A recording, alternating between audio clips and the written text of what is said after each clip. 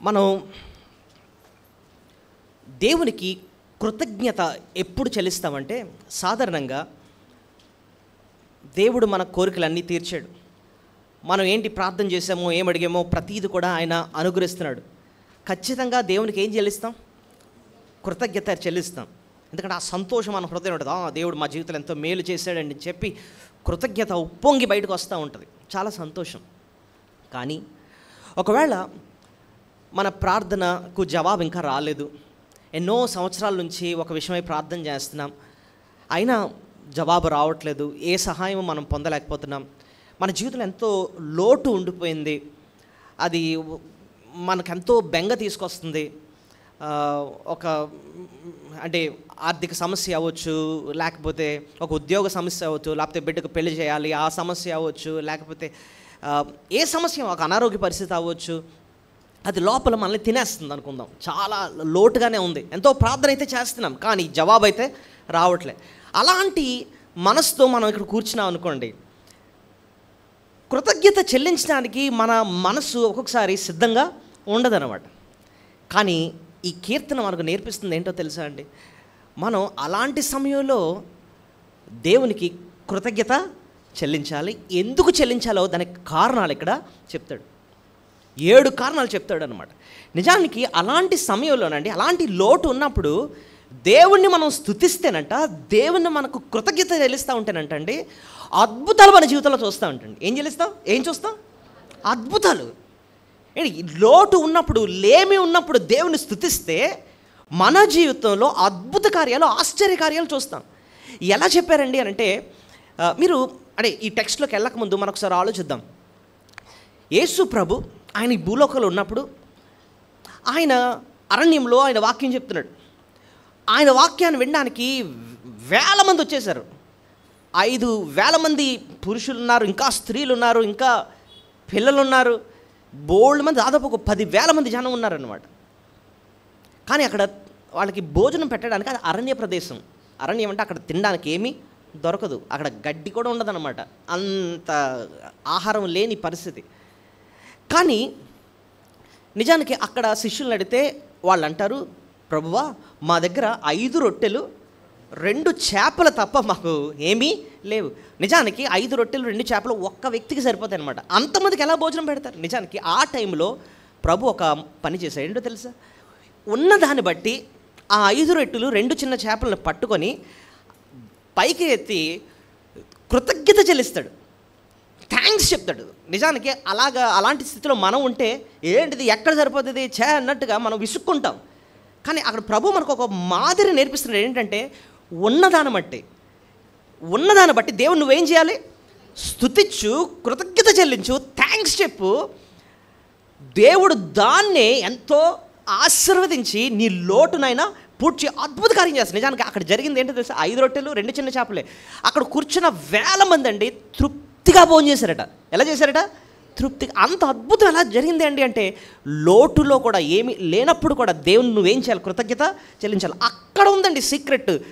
దేవుడు అద్భుత ఆశ్చర్య కార్యాలు చేస్తాడు. నేను ఇంకా అలా చదువుకుంటూ వెళ్తుంటే దానియేలు గ్రంథంలో అలాంటి సీనే నాకు దేవుడు జ్ఞాపకం చేశాడు. ఏంటో తెలుసా? దానియేలుకి ఒక భయంకరమైన ప్రమాదం వచ్చింది. ఏంటి? దానియేలు గ్రంథం 6వ అధ్యాయంలో ఎవరన్నా సరే ప్రార్థనలు అవి చేస్తే సింహాలు బోన్లో వేసేస్తాం, సింహాలున్న దాంట్లో వేసేస్తాం అని చెప్పి భయంకరమైన తీర్పు వచ్చిందనమాట. అయితే ఆ తీర్పు దానియేలు చూస్తాడు. ఆయనకు తెలుసు ఈయన్నే టార్గెట్ చేస్తున్నాడన్న సంగతి తెలుసు. కిటికీ ఓపెన్ చేశాడంటండి, మోకరించి దేవునికి ప్రార్థన చేస్తూ ఆయనకు కృతజ్ఞతాస్తుతులు చెల్లించాడట. ఏం చేశాడట? కృతజ్ఞతాస్తుతులు చెల్లించాడు. మీరే చూడండి కావాలంటే దానియేలు గ్రంథం 6వ అధ్యాయము, దానియేలు గ్రంథం 6వ అధ్యాయము 10వ వచనం. తెలుసుకొని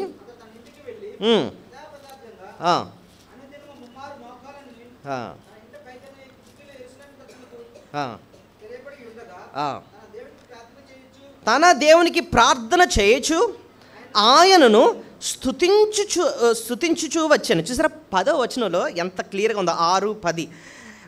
ఇట్టి శాసనము సంతకము చేయబడనని దానియేలు తెలుసుకొనినను అతడు తన ఇంటికి వెళ్ళి యథాప్రకారముగా అనుదినము 3 మోకాళ్ళుని తన ఇంట పై గది కిటికీలు యెరూషలేము తట్టుకు తెరవడి ఉండగా తన దేవునికి ప్రార్థన చేయొచ్చు ఆయనను. సాధారణంగా ప్రార్థన చేశారంటే అర్థం ఉంది, ఏ ప్రభువా ఇలాంటి కష్టం వచ్చింది, నన్నే టార్గెట్ చేస్తున్నారు, నన్ను ఏం చేస్తారో భయంగా ఉంది నాయన, నాకు సహాయం చేయనని చెప్పి ప్రార్థన చేయాలి ఆ టైంలో. కానీ ప్రార్థన చేస్తూ ఏం చేస్తున్నాడంట? స్తుతిస్తున్నాడంట, కృతజ్ఞత స్తుతులు చెల్లిస్తున్నాడు. దేవానికి ఎన్నో వందనాలు ప్రభువా, నా జీవితం ఏంటి, ఆ సింహాలు ప్రాణాలు ఏంటి, ఆ రాజు ప్రాణం ఏంటి, ఆ శాస్త్రాలు ఏంటి, సమస్తం నీ వస్తువులో ఉన్నాయి నాయన, అందుబట్టి నీకు స్తోత్రాలని చెప్పి అలాంటి కష్ట పరిస్థితుల్లో, లోటున్న పరిస్థితుల్లో, భయం ఉన్న పరిస్థితుల్లో దేవుణ్ణి ఏం చేస్తున్నాడు? స్తుతిస్తున్నాడు. మనకు తెలుసు 6వ అధ్యాయంలో దేవుడు చేసిన అద్భుత కార్యం ఏంటో, ఆ సింహాల నోరులే దేవుడు ఏం చేశాడు? మూసేశాడు. సో మనకు ఒకటి అర్థమవుతుంది ఏంటంటేనండి, నీకు లోటు ఉన్నప్పుడు, ఇక్కడ కూర్చున్న ప్రతి ఒక్కళ్ళం కూడా హృదయంలో ఏదో బాధ ఉంటుంది, ఏదో లోటు ఉంటుంది. ఈ సమస్య అలా ఉండిపోయిందండి, తీరాలండి, దేవుడు ఎప్పుడు మేలు చేస్తాడు అనండి అని ఆలోచిస్తూ ఉంటాం. కానీ అలాంటి లోటు సమయంలోనే దేవుడు నీకు నేర్పిస్తుంది, నాకు నేర్పిస్తుంది ఏంటంటేనండి, ఆ లోటును పక్కన పెట్టి ఆయనే తీరుస్తాడు కరెక్టే, ఆ లోటును పక్కన పెట్టి నా గురించి అర్థం చేసుకో, నన్ను అర్థం చేసుకొని నువ్వు దేవుణ్ణి ఏం చేయాలి, నన్ను ఏం చేయాలి, నువ్వు స్తుతులు చెల్లించాలి. అసలు ఈ విషయాన్ని మీరు ఇక్కడ ఎందుకు చెప్పారండి, ఈ లోటు అని ఇలాంటివి ఎందుకు తీసుకొచ్చారంటే, ఈ కీర్తన 95వ అధ్యాయంలో ఒక 2 స్థలాల పేర్లు ఉంటాయి చూడండి. కీర్తన 95 అలా కిందక వస్తే మెరీబా, మస్సా అన్న పేర్లు ఉంటాయి చూడండి. ఎక్కడున్నాయి అది? 8వ వచనం చూడండి. అరణ్యమందు మెరీబా యొద్ద మీరు కఠినపరుచుకున్నట్లు, మస్సా దినమందు మీరు కఠినపరుచుకున్నట్లు మీ హృదయములను కఠినపరచుకొనుకుడి. సో ఈ విషయాన్ని ఎందుకు తీసుకొస్తున్నాడంటే, ఇశ్రాయేల్ ప్రజలు వాళ్ళ పాస్ట్లో దేవుడు ఇశ్రాయేల్ ప్రయాణంలో వారికి ఎర్ర సముద్రాన్ని దాటించాడు. ఎర్ర సముద్రం దాటడం అంటే అది గొప్ప విషయమా కాదా చెప్పండి? ఎర్ర సముద్రాన్ని పాయలు చేసి అద్భుతంగా దాటించి ఆ ఫరో సైన్యం నుంచి దేవుడు కాపాడాడు. సో దాటిన తర్వాత వీళ్ళు ఒక ప్లేస్కి వచ్చారట. ఆ ప్లేస్ పేరు ఏంటంటే మెరీబా, మస్సా. ఆ ప్లేస్కి వచ్చారు. అక్కడ వారికి నీరు లేదు. ఏమి లేదు? నీరు లేదు. లోటు వచ్చింది, వాళ్ళకి బాధ వచ్చింది, వాళ్ళకి దాహం వస్తుంది అనమాట, భయం వస్తుంది. మరి ఇంతమందికి నీళ్ళు ఎక్కడ తీసుకుంటారు, ఇవన్నీ నీళ్ళు లేకపోతే మేము చచ్చిపోతాం కదా అలా భయం వచ్చేసి వెంటనే వాళ్ళు అక్కడ మాటలు ఉన్నాయి, మెరీబా, మస్సా. మెరీబా అంటే యుద్ధం, అంటే దేవునితోనే పోరాటం. దేవునితోనే ఏం చేస్తున్నారు?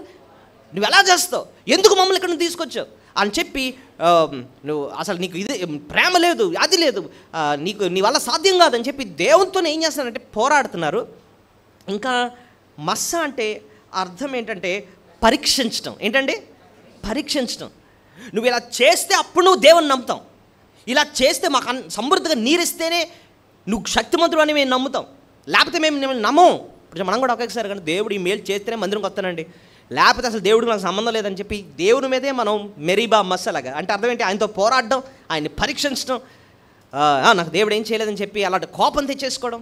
దేవుడు అంటున్నాడు, నీకు లోటు, నీకు ప్రార్థనకు జవాబు రాకపోవడం, ఇలాంటి పరిస్థితులు నీకు ఉన్నప్పుడు నువ్వు ఆయనతో పోరాడడం కాదు, ఆయన్ని పరీక్షించడం కాదు, నువ్వు చేయాల్సింది కృతజ్ఞతాస్తుతులు చెల్లించాలి. లోటున్న సమయంలో కృతజ్ఞత చెల్లించు. యేసు ప్రభు ఆయన చేస్తున్నట్టుగా ఎలా చేశాడు, కృతజ్ఞత ఎలాగైతే స్తుతులు చెల్లించి అద్భుత కార్యం చేశాడు అలా చెల్లించు. దానియేలు ఎలాగైతే అంత భయం ఉన్నప్పుడు స్తుతులు చెల్లించాడు అలా చేయి, అద్భుత కార్యాలు నీ జీవితంలో చూస్తావని చెప్పి ఆ సత్యాన్ని దేవుడు ఇక్కడ తీసుకొస్తాడు. సో మనకు లోటు ఉన్నప్పుడు, మన ప్రార్థనకి ఇంకా జవాబు రానప్పుడు, మన హృదయాల్లో బెంగలు ఉన్నప్పుడు, మన హృదయంలో భయాలు ఉన్నప్పుడు మనం చేయాల్సిన పని ఏంటి చెప్పండి? స్తుతించాలి. చెప్పండి, స్తుతించాలి.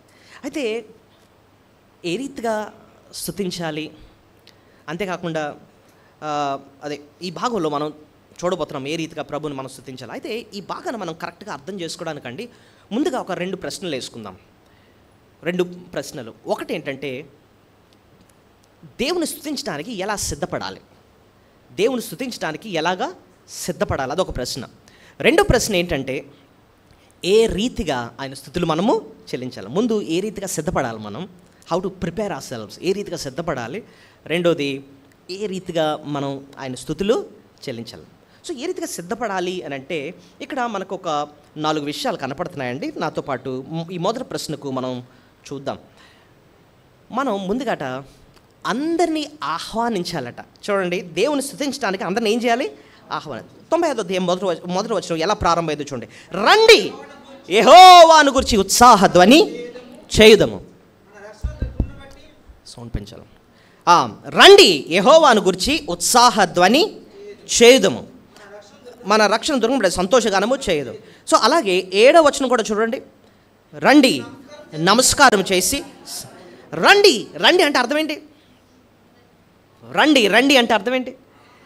ఆహ్వానం అనమాట. సో దేవుని మనం స్తుతించడానికి అందరిని ఏం చేయాలి? మనం ఆహ్వానించాలి. వెల్కమ్. చూడండి, సాధారణంగా మనం ఎప్పుడు మనుషుల్ని ఆహ్వానిస్తాం మన ఇంటికి. మన ఇంట్లో ఏదైనా ఫంక్షన్ అవుతుంది అనుకోండి, ఏదైనా వివాహం చేసుకుంటున్నాం, లేకపోతే బర్త్డే ఫంక్షన్ చేస్తున్నాం, అందరిని ఏం చేస్తాం? నాకు మా ఇంట్లో ఏదో సంతోష కార్యము జరుగుతుంది, మీరందరూ రండి, మా సంతోషంలో కూడా మీరు పాలు పొందండి అని చెప్పి మనం ఇన్వైట్ చేస్తాం. రండి రండి నేను పిలుస్తూ ఉంటాం అనమాట. మరి ఇక్కడ భక్తుడు దేనికోసం పిలుస్తున్నాడండి? ఈయనకి ఇంట్లో ఏం పెళ్ళి అవ్వట్లేదు, లేకపోతే ఈ పుట్టినరోజు అవ్వట్లేదు, అయినా ఇన్వైట్ చేస్తున్నాడు, రండి అని పిలుస్తున్నాడు. దేనికి? ఏంటి గొప్ప కార్యం అంటే దేవుణ్ణి స్తుతిస్తున్నాడు. భక్తుని దృష్టిలో అంటండి, ఒక వివాహం కన్నా, ఒక పుట్టినరోజు ఫంక్షన్ కన్నా అన్నిటికంటే శ్రేష్టమైనది, అని సెలబ్రేట్ చేసుకునేది ఏంటంటే, ఉత్సాహంగా గడుపుకునేది ఏంటంటే దేవుని స్తుతులు చెల్లించడం. నేను ఒక్కడిని చెల్లించడం కాదు, రండి అందరం కలిసి దేవుని ఏం చేద్దాం? స్తుతులు చెల్లిద్దాం. నోరు తెరిచి ఆయన స్తుతులు మనము చెల్లిద్దాం అని చెప్పి ఆహ్వానిస్తున్నాడు. So invite people. ఈవేళ మరి మీరు మందిరంకి వచ్చారు, ఎవరికైనా చెప్పారా రండి, మీరు కూడా రండి, నేను ఒక గొప్ప పని చేయడానికి వెళ్తున్నాను, దేవుని స్తుతించడానికి, మీరు వచ్చి నాతో కలిసి మందిరంలో కూర్చొని చక్కగా దేవుని స్తుతించండి అని ఆహ్వానించారా? సో ఇక్కడ మనం అది నేర్చుకుంటున్నాం. ఏంటంటే దేవుణ్ణి ఏ రీతిగా మనం సిద్ధపడాలి అని అంటే, ముందు అందరిని ఏం చేయాలంటండి? ఆహ్వానించాలి. ఇంకా ఇక్కడ ఒక మాట ఉంది, దేవుని స్తుతించేటప్పుడట సంతోషంతో చేయాలట. ఎక్కడ రాస్తుందో చూడండి. రండి యెహోవాను గురించి ఉత్సాహధ్వని చేయదము, మన రక్షణ దుర్గం బట్టి సంతోషగానము చేయదము. 2వ వచనంలో కూడా ఆ మాట ఉంటుంది, కీర్తనలు పాడుచు ఆయన పేరట సంతోషగానము చేయడం. సో ఉత్సాహం, సంతోషం, ఈ మాటలకు అర్థం ఏంటి? దేవుణ్ణి ఏ రీతిగా మనం స్తుతించాలి? ఏడుస్తూ ఆ బాధలో, ఆ కష్టాల లోట్లన్నీ గుర్తులు పెట్టుకుంటూ, ఏంటో జీవితం ఇలాగ అయిపోయింది, నాకేం అవ్వట్లే, వాళ్ళందరూ బాగానే ఉన్నారని చెప్పి అప్పుడట దేవుని స్తుతించడం కాదట. అవన్నీ పక్కన పడేసి ఎలా స్తుతించాలంటే ఆ మాటలు చూడండి, ఉత్సాహం. ఏమాటదే? ఉత్సాహంతో, ఇంకా సంతోషంతో మనం దేవుని మన స్తుతులు చెల్లించడం. కీర్తనలు పాడుచు సంతోషం. సో మీ హృదయంలో ఆ సంతోషం ఉందా అండి? దేవుడు మన హృదయాన్ని చూస్తాడు. ఆయన మన మనసులో ఆయన్ని సంతోషంగా స్తుతిస్తున్నామా, లేకపోతే ఏదో బాధతోనూ, బెంగతోనూ, లేకపోతే భయాలతోనూ, ఆయన మీద సందేహంతోనూ అలా స్తుతిస్తున్నాం? ఆయన మన హృదయాలను ఆయన గమనిస్తున్నాడు. మనం సంతోషంగా దేవుని ఆయన్ని స్తుతిస్తూ ఉంటే ఆయనకి ఎంతో ఇష్టం. ఇప్పుడు చూడండి, మనం ఎవరన్నా మన ఇంటికి భోజనాలకు ఆహ్వానించి సంతోషంగా వడ్డిస్తూ ఉంటామా, లేకపోతే ఏడుతో ఇగో చట్నీ, ఇదిగో ఇది అని చెప్పి వేస్తూ ఉంటామా? చెప్పండి. ఎలాగా? సంతోషంతో మనం ఇస్తూ ఉంటాం కదండి. దేవునికి అంటే మన కృతజ్ఞత చెల్లించినప్పుడు, ఆయన స్తుతించేటప్పుడు ఆయన మన దగ్గర నుంచి కోరేది ఏంటో తెలుసా అండి? సంతోషం. ఇంకోటి తెలుసా అండి, ఇక్కడ ఉత్సాహం అన్న మాట ఉంది. ఉత్సాహం అన్న మాటకు అసలు అర్థం ఏంటంటే, ఇప్పుడు చూడండి, ఏదైనా దేశం జయించారనుకోండి, ఒక యుద్ధంలో కానీ, ఒక ఆటలో కానీ జయించారనుకోండి, ఆ దేశంలో ఉన్న నివాసులు అందరూ ఏం చేస్తారు? ఉత్సాహం. ఇప్పుడు చూడండి, ఇండియా పాకిస్తాన్ ఇవాళ మ్యాచ్, ఇండియా గెలిచింది అనుకోండి, మనందరం ఏం చేస్తాం? ఒకసారి నడుస్తాం, చూస్తాం. అది ఉత్సాహం అనమాట. మరి యేసు ప్రభుని, ఆయన్ని ఉత్సాహంతో స్తుతించాలంటే, బట్ ఆయన ఏం జయించాడండి అంటే సాతాన్ని జయించాడు. 2వ వర్తమానంలో సాతాన్ని ఏ రీతిగా జయించాడు నేను చూపిస్తాను. సాతాన్ని జయించాడు, అంతేకాకుండా పాపాన్ని జయించాడు, మరణాన్నే జయించి తిరిగి లేచాడు. అదంతా ఎందుకు చేశాడండి అంటే నీ కోసం, నా కోసం, మనల్ని ఆ పాప బంధకాల నుంచి, సాతాను బంధకాల నుంచి విడిపించడానికి, ఆ మరణ బంధకాల నుంచి, ఆ శిక్ష నుంచి విమోచించడానికి, విడిపించడానికి ఆయన పోరాడి జయించాడు అనమాట. ఆ జయాన్ని బట్టి మనం ఉత్సాహంతో ప్రభుని ఏం చేయాలి? మనం స్తుతులు చెల్లించాలి. అదండి మనలో ఉండాల్సింది. ప్రభు అది చూస్తాడు అనమాట. సో ఒక్కొక్కసారి అండి మనం మందిరానికి వస్తాం, ఎలాగుంటుందంటే మనకి ఏదన్నా పదే పదే చేస్తూ ఉంటే అలవాటు అయిపోతూ ఉంటుంది. ఆదివారం కదా, వెళ్ళాలి, మందిరంలో కూర్చోాలి, పాట పాడుతున్నారు కదా, పాట పాడదాం, ఏదో చెప్తున్నారు వినేద్దాం, వెళ్ళిపోదాం. ఇది రొటీన్ లాగా ఏదో యాంత్రికంగా చేస్తాడు. ప్రభుకి అది ఇష్టం లేదు. మనం చేయాల్సిందట ఎలా చేయాలనుకున్నాం? అందరినీ ఆహ్వానించాలి, అంతేకాకుండా ఎలా చేయాలట? ఉత్సాహంతో, సంతోషంతో మనం దేవుని మన స్తుతులు చెల్లించాలి. రైట్. ఇంకా ఎలాగంటే కృతజ్ఞతతో. చూడండి ఆ మాట అక్కడ, కృతజ్ఞత అన్న మాట ఉంటుంది చూడండి. ఇక్కడ 2వ వచనం, కృతజ్ఞతాస్తుతులతో ఆయన సన్నిధికి రండి. సో ఇక్కడికి వచ్చేటప్పుడు ఎలా రావాలంటే కృతజ్ఞత. సో కృతజ్ఞత ఆ మాటలకు అర్థం చూడండి, దేవుడు చేసిన మేళ్ళను తలపోసుకుంటా ఉంటే మనకి ఏమొస్తుందంటే చెప్పండి? కృతజ్ఞత. సో దేవుణ్ణి మనం ఆరాధించేటప్పుడు కృతజ్ఞతతో మనం ఆరాధించాలి. ఆ విషయం కూడా మనం ఇక్కడ చూస్తున్నాము. గత జీవితం అంతటినీ మనం ఎలాగ ఆయన వారం అంతటినీ ఆయన ఎలా నడిపించుకొని వచ్చాడు, ఇవన్నీ జ్ఞాపకం చేసుకుంటే హృదయం ఎంతో కృతజ్ఞత వస్తూ ఉంటుంది. ఆయన మేళ్ళు తలపోసుకుంటూ ఉంటే ఆ కృతజ్ఞతతో దేవుణ్ణి ఆరాధించాలి. ఇంకొకటి, ఇంకే రీతిగా మనం సిద్ధపడాలి అంటే ఆయన సన్నిధికి రావాలట. చూడండి 2వ వచనంలో అంటున్నాడు, చూడండి, కృతజ్ఞతాస్తుతులతో నేను ఇంట్లో కూర్చుంటాను. ఉందా? ఏమని రాస్తుంది చెప్పండి. కృతజ్ఞతాస్తుతులతో ఆయన సన్నిధికి వచ్చేదను.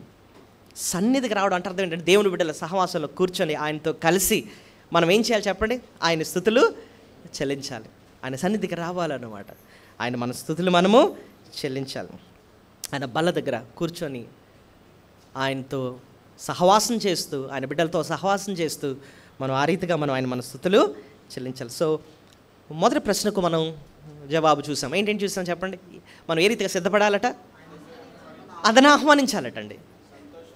ఇంకా సంతోషంతో ఉత్సాహంతో మనం ఆయన స్తుతులు చెల్లించాలి. 3వది, కృతజ్ఞతతో ఆయన మన స్తుతులు చెల్లించాలి.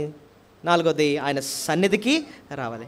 2వ ప్రశ్నకి వెళ్ళిపోదాం. ఇది ప్రాముఖ్యమైన ప్రశ్న. మరి ఏ రీతిగా మనం ఆయన స్తుతించాలి? ఏమన్నా ఆయన స్తుతించాలండి అని చూస్తే ఇక్కడ కనీసం మనకు ఒక 7 కారణాలు మనకు కనపడతాయి. ఈ 7 కారణాలు మనం క్లుప్తంగా మనం చూసి ప్రభుని మనం ఆరాధించుకుందాం. సో మొట్టమొదటి కారణం ఏంటంటే ఆయన మన రక్షకుడు. చెప్పండి, ఆయన మన రక్షకుడు. ఎక్కడ రాస్తుంది చూడండి, మొదటి 2 వచనాలు. రండి యెహోవాను గురించి ఉత్సాహ ధ్వని చేయుదుము, మన రక్షణ దుర్గమును బట్టి సంతోషగానము. రక్షణ అన్న మాట ఇక్కడ రాయబడింది. యేసు ప్రభుని మనం ఎందుకండి ఆయన స్తుతించాలంటే ఆయన మన రక్షకుడు. చెప్పండి ఆ మాట చెప్పండి. ఆయన మన రక్షకుడు అంటే అర్థం ఏంటండి? రక్షకుడు అంటే ఒక అపాయం నుంచి మనల్ని ఏం చేస్తున్నాడు? ఆయన రక్షిస్తున్నాడు. ఇప్పుడు చూడండి, ఒక వ్యక్తి సముద్రంలో కొట్టుకుపోతున్నాడు. అతనికి ఈత రాదు, కెరటాలు లాగేస్తున్నాయి. అయితే నీకు మాత్రం బాగా ఈత వచ్చు. నువ్వేం చేసావంటే, అతను ఇంకా చావు బతుకులు ఉన్నాడు, ఇంకొక కెరటం పడిందంటే లాక్కెళ్ళిపోద్ది, ఆడు నీళ్ళన్నీ మింగేస్తాడు. ఎంతమంది చనిపోవట్లేదండి, అంత భయంకరమైన పరిస్థితుల్లో ఉన్నాడు. నువ్వు వెంటనే ఇంకేం చేసావంటే, 2 మాట లేకుండా ఇంకా ఆలోచించకుండా వాటర్లోకి దూకేసి ఈదుకుంటూ ఆ వ్యక్తి దగ్గరికి వెళ్ళిపోయి అతను ఇంకా కళ్ళు తేలేసేసాడు. అలాంటి వ్యక్తిని పట్టుకొని ఈదుకుంటూ నీ ప్రాణాలు తెగించి సైతం వెళ్ళి ఒడ్డుకు తీసుకొచ్చా, బతికించావు. ఆ వ్యక్తి స్పృహ వచ్చిన వెంటనే నన్ను రక్షించారండి, ఆ అపాయం నుంచి మీరు నన్ను ఏం చేశారు? రక్షించారని చెప్పి మనకు థ్యాంక్స్ చెప్తాడు. మరి ప్రభు మనం ఎటువంటి అపాయంలో ఉన్నప్పుడు ఆయన మనల్ని రక్షించాడండి అని అంటే, మనం అంతకన్నా భయంకరమైన పరిస్థితులు ఉన్నాం. ఎక్కడున్నామంటే, మనం చేసిన పాపాన్ని బట్టి మన తలంపుల ద్వారా, మన చూపుల ద్వారా, మన మాటల ద్వారా, మన క్రియల ద్వారా మనం చేసిన పాపాలను బట్టండి మనకు ఒక శిక్ష ఉంది. ఆ శిక్ష ఏంటంటే నరకం, నిత్య నరకాగ్నిగుండం. ఈ భూలోకం ఎంత అంటే సత్యమో, ఎంత కిందన భూమి కింద పాతాళోకం దేవుడు ఏర్పాటు చేశాడనమాట. అంత భయంకరమైన నరకం సిద్ధంగా ఉంది. అక్కడ నరకాన్ని గురించి రాయబడిన మాట, అగ్ని ఆరదు, పురుగు చావదు. భూలోకం ఎంత వాస్తవమో నరకం అంతే వాస్తవం. చేసిన ప్రతి పాపానికి కూడా ఒక వ్యక్తి మరణించిన తర్వాత నరకంలోకి వెళ్ళిపోయి వాడి ఆత్మ యుగయుగాల కాలాలన్నమాట. అది దేవుడు ఒక పాపాత్ముడికి ఏర్పాటు చేసిన శిక్ష. బైబిల్లో రాస్తుంది, నీతిమంతుడు లేడు, ఒక్కడు కూడా లేదు, అందరూ పాపం చేశాం. అందరం ఇక్కడ కూర్చున్న ప్రతి ఒక్కరం ప్రపంచంలో నీతిమంతుడు అన్నవాడు ఒక్కడు లేడన్నమాట. అందరూ ఏదో రకంగా పాపం చేసిన వాళ్ళమే. సో ఆ పాపాన్ని బట్టి దేవుడు ఏర్పాటు చేసింది ఏంటంటే నిత్య నరకాగ్ని గుండం. అందరూ వెళ్ళిపోవాలి అక్కడికి. పాపం చేసాం. మరి ఆ నరకం నుంచి తప్పించుకోవడానికి మనం ఏం చేయగలమండి అంటే, నువ్వు ఏం చేసినా సరే ఆ శిక్ష నుంచి నువ్వు తప్పించుకోవాలి.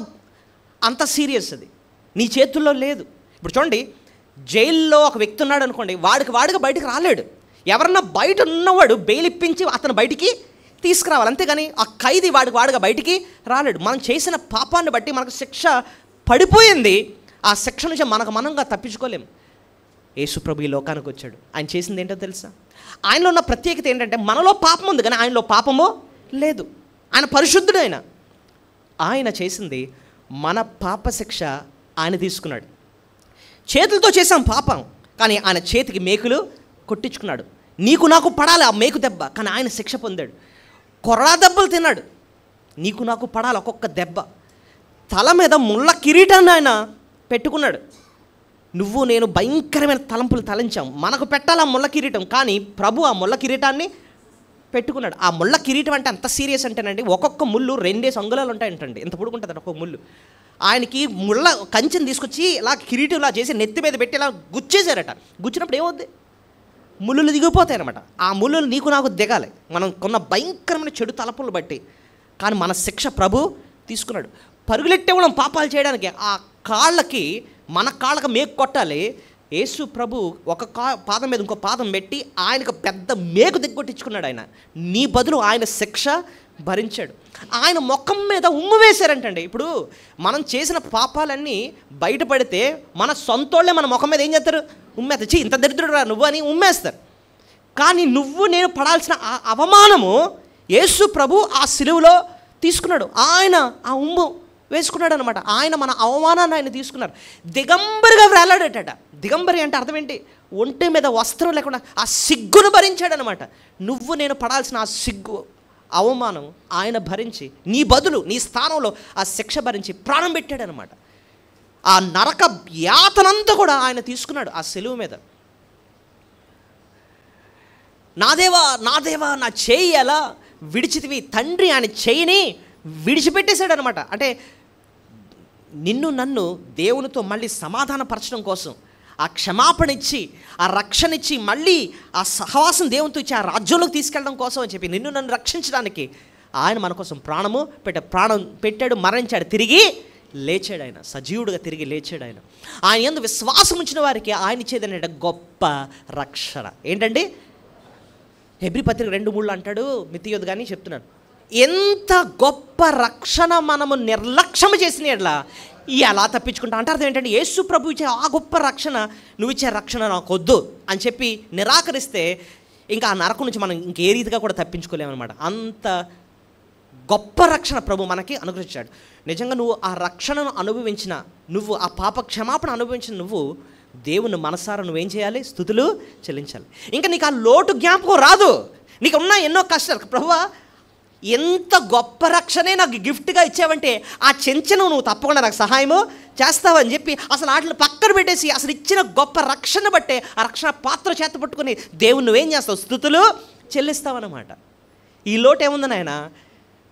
నువ్వు ఇంత గొప్ప రక్షణ ఇచ్చావంటే, నన్ను నా కోసం ప్రాణం పెట్టడానికి నీ కుమారుణ్ణే ఇచ్చావంటే తండ్రి, నువ్వు ఈ చిన్న ఖచ్చితంగా నువ్వు నాకు సహాయము చేస్తావు. చూడండి, రోమా 8:31 మంచి మాట ఉంటుంది చూడండి. రోమా 8:31 ఇట్లుండగా ఏమందుము? దేవుడు మన పక్షం నుండగా మనకి విరోధి ఎవడు? ఇప్పుడు చూడండి 32, తన సొంత కుమారుని అనుగ్రహించుటకు వెనుక తీయక మన అందరి కొరకు ఆయనను అప్పగించిన వాడు ఆయనతో పాటు సమస్తమును మనకు ఎందుకు అనుగ్రహింపడు?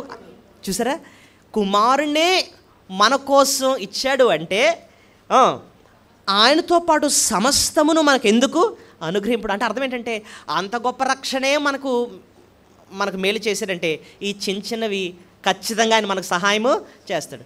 సో ఇప్పుడు ఆ లోటు బట్టి ఏడవాలా అంటే, మనకున్న లోట్లు బట్టి ఏడవాలా, లేకపోతే ఇచ్చిన రక్షణ బట్టి ఆయనకు స్తుతులు చెల్లించాలా? అది అప్పుడే మనం మన జీవితంలో అద్భుత కార్యాలు మనము చూస్తాం. సో మొట్టమొదటి దేవుని ఏ రీతిగా మనం స్తుతులు చెల్లించాలి చెప్పండి? ఆయన ఇచ్చిన గొప్ప రక్షణను బట్టి, ఆయన రక్షకుడు కాబట్టే మనం మన స్తుతులు చెల్లించాలి. రైట్. రెండోది మనం చూద్దాం, ఇంకా ఏ రీతిగా అండి మనం ప్రభుని మనం ఆరాధించాలి అంటే, ఆయన మహాదేవుడే, కానీ ఆయన హస్తాన్ని మనకు తోడుగా ఉంచి మనల్ని నడిపిస్తున్నాడు. అందుబట్టే మనం దేవుని ఎంతో స్తుతులు చెల్లించాలి. రెండోది ఏంటంటే, ఆయన మహాదేవుడే, కానీ ఆయన హస్తాన్ని మనకు ఎలా ఉంచాడు? తోడుగా ఉంచి మనల్ని నడిపిస్తున్నాడు. అందుబట్టే మనం దేవుని ఎంతో మన స్తుతులు చెల్లించాలి. ఆయన మహాదేవుడే, కానీ ఆయన హస్తాన్ని మనకు తోడుగా ఉంచి మన మీద శ్రద్ధ వహించి నడిపిస్తున్నాడు. అందుబట్టే మనం దేవుని ఎంతో స్తుతులు చెల్లించాలి. ఏంటండి మహాదేవుడు అంటున్నారు, ఆయన హస్తాన్ని మనకు తోడుగా ఉంచారంటున్నాడు. ఎక్కడ రాస్తుంది ఈ మాటల నుంచి? 3 నుంచి 5 వచనాల్లో మనకి ఆ సత్యం కనపడుతూ ఉంటుంది. జాగ్రత్త చూడండి. యెహోవా మహాదేవ్. సో ఏం రాస్తుంది? ఈయన ఎవరైనా మహాదేవుడు, దేవతలందరి పైన మహాత్మ్యం గల మహారాజు. ఇప్పుడు చూడండి, భూమి అగాధములు ఆయన చేతిలో ఉన్నాయి. ఆయన హస్తం మనకు తోడుగా ఉంచాడు అన్న. హస్తం అంటే ఏంటి? చెయ్యి. సో ఇక్కడ ఏం రాస్తుంది? భూమి అగాధములు ఆయన చేతిలో ఉన్నవి, ఇంకా పర్వత శిఖరములు ఆయనవే, సముద్రము ఆయనది, ఆయన దాన్ని కలుగజేసెను, ఆయన హస్తములు భూమిని. హస్తం, చెయ్యి అంటున్నాడు, ఇంకేమంటున్నాడు? హస్తం అంటున్నాడు. చెయ్య హస్తం అంటే దేవుని యొక్క చేతులు ఆయన పట్టించుకునే దేవుడని, ఆయన శ్రద్ధ వహించే దేవుడని, ఆయన తోడుగుండే దేవుడని, ఆ సత్యాన్ని అర్థం చేయించడానికి ఆ పదం ఏం వాడారు? హస్తం. బైబిల్లో నెహెమ్యా గ్రంథంలో కూడా మనం చూస్తే ఆయన కరుణాహస్తం మాకు ఎలాగ ఉంది? తోడుగా ఉంది. చూడండి ఒకసారి చదువుదాం. నెహెమ్యా గ్రంథం 2వ అధ్యాయము. నెహెమ్యా గ్రంథం 2వ అధ్యాయము 8వ వచనం చూడండి. చివరిలో లాస్ట్ లైన్ చదివితే సరిపోద్ది. అలాగూ నాకు తోడుగా ఉండి నాకు కృప చూపించున్న నా దేవుని కరుణ హస్తము కొలది రాజు నా మనవి. ఆ భక్తుడు నెహెమ్యా అంటున్నాడు అనమాట, నా ఏంటిది, నాకు తోడుగా ఉండి నాకు కృప చూపుచున్న నా దేవుని కరుణ హస్తం. సో ఆయన హస్తం, ఆ మాట మనకు జ్ఞాపకం చేయాల్సింది ఏంటంటే, ఆ మహాదేవుడు ఆయన హస్తాన్ని నాకు తోడుగా ఉంచాడు. అంటే అర్థం ఏంటంటే, నాకు తోడుగా ఉన్నాడు, నాకు కృప చూపిస్తున్నాడు, ఆయన నా మీద శ్రద్ధ వహిస్తున్నాడు. ఇవన్నీ కూడా వస్తాయన్నమాట ఆ థాట్లో.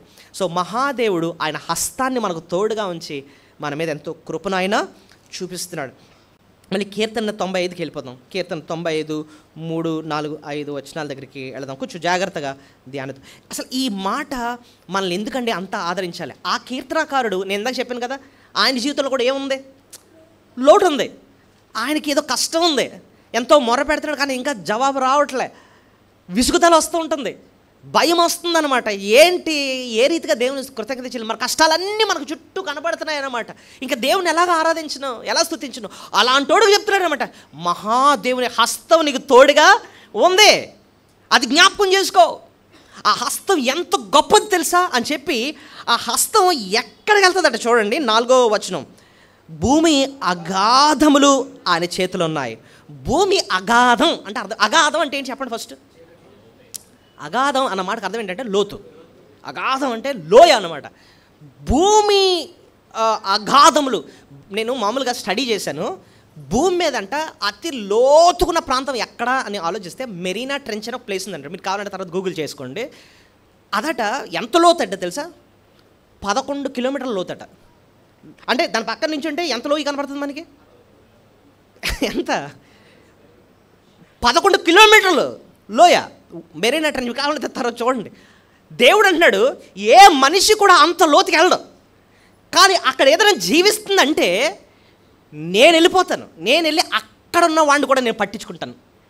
ఎవడు పట్టించుకుని, నన్ను ఎవ్వరు పట్టించుకొని నాయన, అందరు నా దగ్గరికి ఏ మనిషి రాడు నాయన, నేను వస్తానంటాడు. నువ్వు ఎంత లోతుకున్నా సరే నేను అక్కడ నేను వస్తాను. నువ్వు ఏ స్థితిలో ఉన్నా సరే, ఎంత కష్టంలో ఉన్నా సరే, నేను అక్కడికి వచ్చి నేను నీకు సహాయము చేస్తాను. అంత లోతుకుని రాగలడు దేవుడు. ఆయన హస్తం అక్కడ ఉంచుతాడు. చూసారా? మళ్ళీ నెక్స్ట్ లైన్ ఇంకోటి అంటున్నాడు చూడండి, భూమి అగాధములు ఆయన చేతిలో ఉన్నవి, పర్వత శిఖరములు ఆయనవే. పర్వత శిఖరం అంటే అర్థం ఏంటి? ఇప్పుడు చూడండి, పర్వతాలు ఉంటాయి. మనకు తెలిసిన అతిపెద్ద పర్వతం ఏదండి? Mount Everest. లోయ అంటే మెరీనా ట్రెంచ్ అని అర్థం చేసుకున్నాం. హైట్ ఏదంటే, అతిపెద్ద కొండ పర్వతం ఏదండి అంటే మౌంట్ ఎవరెస్ట్. దాని గురించి స్టడీ చేస్తే అది ఎంత ఎత్తట తెలుసా అండి? భూమి సీ లెవెల్తో కంపేర్ చేస్తే 12 కిలోమీటర్లు ఎత్తట. దాని హైట్ ఎంతట? 12 కిలోమీటర్లు. ఇప్పుడు సాధారణంగా ఏరోప్లేను మామూలుగా ఎంత ఎత్తులో ఫ్లై చేస్తుంది? మామూలు ఏరోప్లేన్స్ అంటే ఆల్మోస్ట్ 11 కిలోమీటర్స్ ఎత్తులో చేస్తాయి. 11 కిలోమీటర్స్ నేల మీద నుంచి చూస్తుంటే అంత హైట్లో ఫ్లై చేస్తాయి. అది ఈ కొండ ఎంత ఎత్తుంది అంటే విమానం కంటే ఎత్తుకుందన్నమాట. ఇది అంత హైట్. ఇది ఆ మూలకి వెళ్ళడం చాలా కష్టం. కానీ దేవుడు అంటున్నాడు, అక్కడున్న జీవి ఏదన్నా ఉంటే అక్కడికి వెళ్ళి నేను దానికి సహాయము చేస్తాను. నా హస్తం అక్కడ కూడా ఉంది. ఈ లోతులో ఉంది నా హస్తం, ఆ పైన కూడా ఉంది. అంత గొప్పవాడు నేను, అంత మహాదేవుణ్ణి నేను. మహాదేవుడు కాబట్టి అంత అక్కడ వరకు వెళ్ళిపోయి నేను నా చెయ్యిని, నా కేర్, నా కన్సర్న్, నా శ్రద్ధ అక్కడ చూపించగలను, నా ప్రేమను అక్కడ చూపించగలను. ఇలాంటివే పట్టించుకుంటున్నాను అంటే వాటికంటే మీరు నాకెంతో శ్రేష్ఠులు. మత్తయి సువార్త 6వ అధ్యాయం అదే అంటున్నాడు. ఆకాశ పక్షులు చూడండి, అవి విత్తవు కోయి, వాటిని నేను పట్టించుకుంటున్నాను. ఆకాశ పక్షులను చూడండి, అవి విత్తవు కోయవు, అవి పంటలో కొట్లలో కూర్చుకొనవు, వాటిని నేను పోషిస్తున్నాను, మీరు వాటికంటే ఎంతో శ్రేష్ఠులు. ఆ పుష్పాలను చూడండి, ఫ్లవర్స్ని చూడండి, ఆ గడ్డి పువ్వులను చూడండి, వాటిని నేను పట్టించుకుంటున్నాను, మీరు వాటన్నిటికంటే మీరు నాకెంతో శ్రేష్ఠులు. నా రూపంలో మిమ్మల్ని చేసుకున్నాను, మిమ్మల్ని వదిలేస్తానా? మిమ్మల్ని పట్టించుకున్న ఆ మహాదేవుడిని, వాటినే పట్టించుకుంటున్నానంటే, ఆ లోతులు పట్టించుకుంటున్నాను, ఆ ఎత్తులనే పట్టించుకుంటున్నానంటే నీకు నేను తప్పకుండా సహాయము చేస్తాను. ఎంత గొప్ప విషయం అండి, ఎంత గొప్ప విషయం. మహాదేవుడు ఆయన హస్తాన్ని వాటితోనే కాదు, నీకు నాకు కూడా తోడుగా ఉంచి ఆయన మనకు శ్రద్ధ వహిస్తాడు, నీకు సహాయం చేస్తాడు ఆయన. అందుబట్టే నువ్వు ఆయన స్తుతులు చిన్న దేవా, నీ హస్తం నాకు దూరం చేయలే. నెహెమ్యాకి నీ కరుణాహస్తం తోడుగా ఉంచావు, దావీదు భక్తుడికి నీ కరుణాహస్తం తోడుగా ఉంచావు, పర్వత శఖాలకి తోడుగుంచావు కాదు, అగాధాలకు తోడుగుంచావు కాదు, నువ్వు నాకు కూడా నీ హస్తాన్ని తోడుగా ఉంచు. నీ హస్తం నాతో ఉంటే చాలు నాయన. చూడండి, కీర్తన 73లో అంటాడు, ఆయన నా చెయ్యి, నేను ఎల్లప్పుడూ ఆయన యొద్ద ఉన్నా, నా కుడి చెయ్యి నీవు పట్టుకొని ఉన్నావు, నీ ఆలోచన చేత నన్ను నడిపిస్తావు, తర్వాత మహిమలోకి నీవు నన్ను చేర్చుకుంటావు. కీర్తన 73, 23, 24 వచ్చిన ఆయన హస్తం ఎప్పుడు మనకు తోడుగా ఉందన్న. మహాదేవుడు ఆయన హస్తాంతో మనల్ని పట్టుకున్నాడు. నువ్వు ఒంటరిగా ఉన్నా సరే నీ చేయి పట్టుకున్నాడు ఆయన. ఆ హస్తాన్ని విడిచిపెట్టాడు. ఆ హస్తంలో ఉంది క్షేమం, ఆ హస్తంలో ఉంది ప్రేమ, ఆ హస్తంలో ఉంది శ్రద్ధ. నిన్ను ఎవ్వరు పట్టించుకోకపోయినా ఆ హస్తం నిన్ను పట్టించుకుంటుంది అనమాట. ఆ ప్రేమ గల ఆ హస్తం, ఆ తండ్రి హస్తం నీకు తోడుగా ఉంది. అదే చెప్తున్నాడు, ఇంత శిఖరాలని లోతుల్ని పట్టించుకునేవాడిని నిన్నెందుకు పట్టించుకున్నాను? నువ్వెందుకు ఆ లోటు గురించి ఎందుకు అంత కంగారు పడుతున్నావు? ఎర్ర సముద్రాన్ని పాయలు చేసినాడు, వాళ్ళకి నీళ్లు కావాలంటే ఎవడా అండి? ఖచ్చితంగా ఇస్తాడు ఆయన. కొంచెం నీళ్ళు లేవని సనుగుతున్నారు, అలా సనగొద్దు, అలా అవిశ్వాసం తెచ్చుకోవద్దు, నా యందు నమ్మిక ఉంచు. సో ఆ మహాదేవుని గురించి ఇంకా చాలా వివరణ ఇక్కడ ఉంది. ఆయన గురించి అలా అర్థం చేసుకుంటేనే, ఎంత మహాదేవుడు అర్థం చేసుకుంటేనే ఇలాంటి దేవుడు ఈ చిన్న చిన్న లోట్లు ఖచ్చితంగా మనకు సహాయం చేస్తారని చెప్పి మనం ఆయన స్తుతిస్తాం. ఇంకా చూడండి ఎలాగిచ్చాడు ఆ వివరణ. 5వ వచనం చూడండి. సముద్రము ఆయనది, ఆయన దాన్ని కలుగజేసెను, ఆయన హస్తములు భూమిని నిర్మించను. చాలు అక్కడికి ఆగుదాం. సముద్రములు ఆయనది, ఆయన దాన్ని కలుగజేసెను, ఆయన హస్తములు భూమిని నిర్మించను. ఈ 5వ వచనం మనల్ని ఈ కీర్తనకారుడు ఎక్కడ తీసుకెళ్ళిపోతున్నాడు అంటే ఆదికాండం తీసుకెళ్ళిపోతున్నాడు. దేవుడు సముద్రాన్ని ఏ టైంలో తయారు చేశాడు? ఆదికాండంలో మనం చూస్తాం. నీటిని ఆయన తయారు చేశాడు, భూమిని కూడా, ఆరిన నేలను కూడా ఆయనే తయారు చేశాడు. ఇప్పుడు ఆదికాండంలో మనం జ్ఞాపకం చేసుకుంటేనండి ఒకసారి, స్టార్టింగ్లో భూమి ఎలా ఉంది? నిరాకారంగా శూన్యంగా ఉంది. భూమి నిండా కూడా జలమలే ఉండేవట. జలం అంటే అర్థం ఏంటి? వాటర్. అంటే ఒక వాటర్ బాల్లా ఉండేది భూమి. ఎలా ఉండేది? Water ball. ఊహించుకోండి, వాటర్ బాల్ అనమాట. అలాగే ఉంది. ఇప్పుడు ఆ వాటర్ లాగా ఉన్న బాల్లో మనిషి బతకగలడా? ఇంపాసిబుల్. అప్పటికి నీరే సృష్టించాడు. మనిషి బతకాలంటే మనిషికి కావాల్సింది ఏంటి? నేల, ఆరిన నేల కావాలి. ఇప్పుడు ఇదంతా ఏడిది?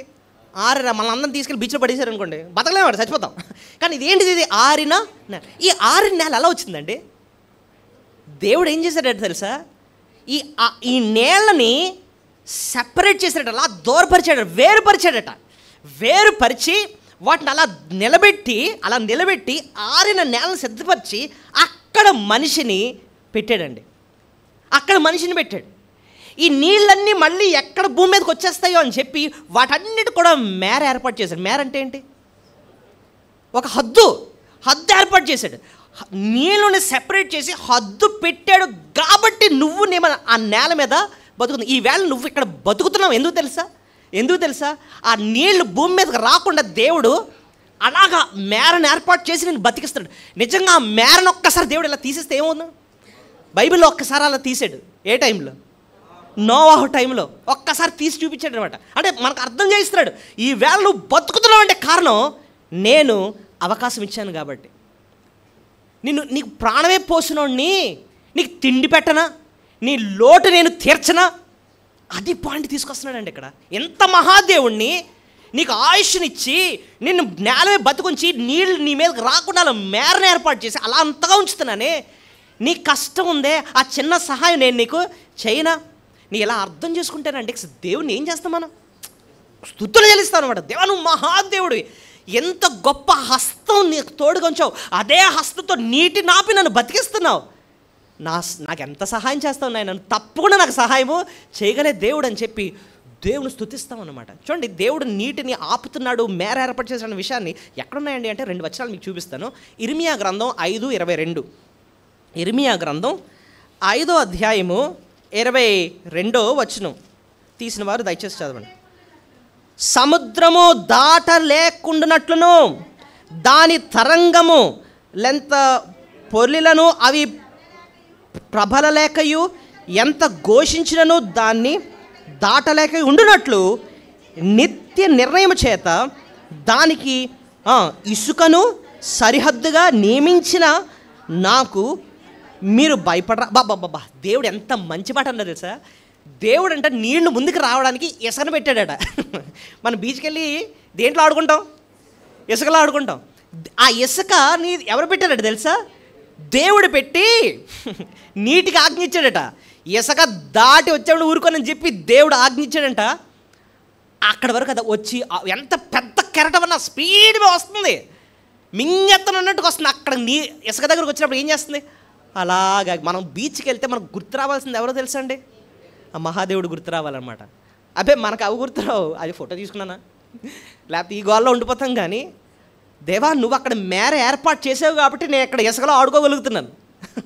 నువ్వే కానీ మేర తీస్తే, నీ హస్తం అలా తీస్తే ఆ నీరు వచ్చి నన్ను మింగేది నీ పాటికి. అక్కడే దేవుని కరుణా హస్తం ఏంటో మనకు కనపడుతుంది. నువ్వెంత ప్రేమగల దేవుడు నాయన. అసలు నేను ఈవేళ బతుకుతున్నానంటే కేవలం నీ వల్ల. చూడండి, భూమి మీద నీరు పర్సంటేజ్ ఎంతో తెలుసా? 78% మొత్తం అంతా ఏదది? వాటరే. మిగిలిన 21%, 22% ఏంటి? నేల. నిజానికి వాటర్ని చెయ్యి అలా తీస్తే ఆ వాటర్ మనందరిని నింపడం పెద్ద కష్టం కాదు, భూమిని అంతటిని కూడా నింపేస్తే ఈజీ అన్నమాట. దేవుడు అలాగా ఆపుతున్నాడు, మేరను ఏర్పాటు చేస్తున్నాడు. ఇంకో వచనం చూపిస్తాను. సామెతల గ్రంథం 8వ అధ్యాయము 29వ వచనం అనుకుంటా. సామెతలు 8:20.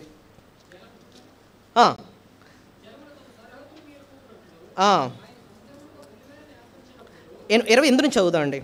ఆయన పైన ఆకాశంను స్థిరపరిచినప్పుడు జలధారలను ఆయన బిగించినప్పుడు, జలధారలను ఆయన ఏం చేశాడట? బిగించాడట జలధారలు. ఇంకా చూడండి 29, జలములు తమ సరిహద్దులు మేరకుండినట్లు ఆయన సముద్రమును పొలిమేరను ఏర్పరిచినప్పుడు, భూమి యొక్క పునాదులను నియమించినప్పుడు నేను ఆయన యొద్ద ప్రధాన శిల్పినై అనుదినము సంతోషించును. ఆయన ప్రధాన శిల్పి ఎవరో అక్కడ? యేసు ప్రభు.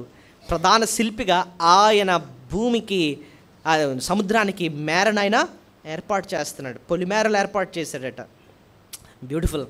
మళ్ళీ ఈ కీర్తన 95కి వచ్చేద్దాం. దేవుడు ఇంత మహాదేవుడుగా భూమినే సిద్ధపరిచి నిన్ను బ్రతకడానికి నీకు అవకాశం ఇచ్చాడే, అలాంటి దేవుడు నీ చిన్న అవసరాలు తీర్చడా? ఆర్థిక ఇబ్బంది అంటావు, నీ అనారోగ్య పరిస్థితి అంటావు, వివాహం అంటావు, ఉద్యోగం అంటావు.